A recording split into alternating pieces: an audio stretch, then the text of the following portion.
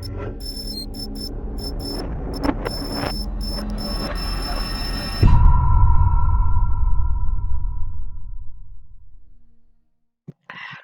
back to the channel, guys. Click like, subscribe to the channel for more content.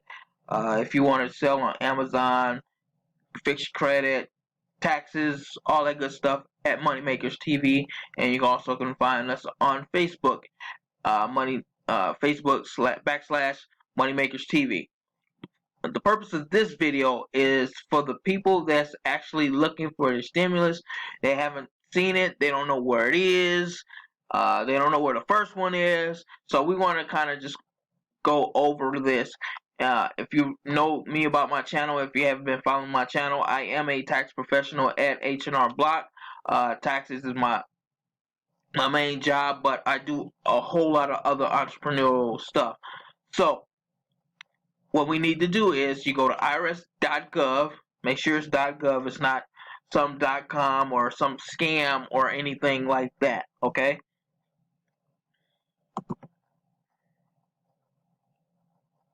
right. We're gonna click on economic relief. If you didn't get your full, and you may be claiming as a recoverable rebate credit, what I talked about in my last video, I'll leave a link for that video on the details on how that impacts your taxes this year. But for the purpose of this video, we're going to go to get my payments. We're going to click OK. Now, things you need to know. Of course, your social security number, your date of birth is pretty much easy. But the street address is something very important. If you moved and you did not switch your address with the IRS, meaning you didn't go back on the IRS site to switch your address, you must use the address you have on your tax return. Again, if you moved and you didn't come to the irs.gov to tell the IRS, or you haven't filed an amendment or anything like that as far as your taxes, and your address changed, use your previous address. Okay? Now, why is this important? Some people were mailed out checks. Okay? So if they mailed you out a check, if you go through this process that I'm about to show you and it shows that the check was mailed out, the first thing you should probably do is go to irs.gov, change your address. But if it's already mailed out, the best and the quickest way I can tell you is to go to the post office and forward your previous address mail to your new address. That's the fastest way you're going to get it done, because with the IRS, if you do for a change of address, it may take 7 to 14 business days for them to actually update it in their system. Okay, so it's pretty self-explanatory. I'm actually gonna go through mine. I'm gonna pause the video and then I'm gonna just show you what it looks like on the other side. As you can see, after the pause, as you can see, you can actually find where both stimulus payments were. Okay, so say you got your first one, it gives you the date where it went. Say you got your second one, it gives you the date and where it went. Okay, some people that they use prepaid cards or use a online tax professional or an online tax program will find something different here. We've been getting a lot of calls here at H&R Block, where I'm at, saying that they had it direct deposited, but then the different bank account numbers is switched. It looks like it's going to a different bank. What really happens is the IRS sends it to their bank, and then their bank does business with your bank. So what happens is if you close your account, even if you had direct deposit and you close your account, or you use those prepaid cards and you haven't used them for a while and they went inactive, what you are seeing is an IRS bank account. So what they're going to do is send it back to the IRS, and then the IRS will send you a paper check. Okay?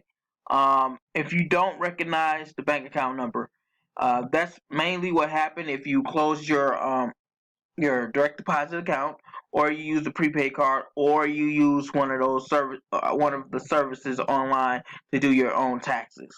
Okay, so if you see something different, different from the previous, then that should tip you off.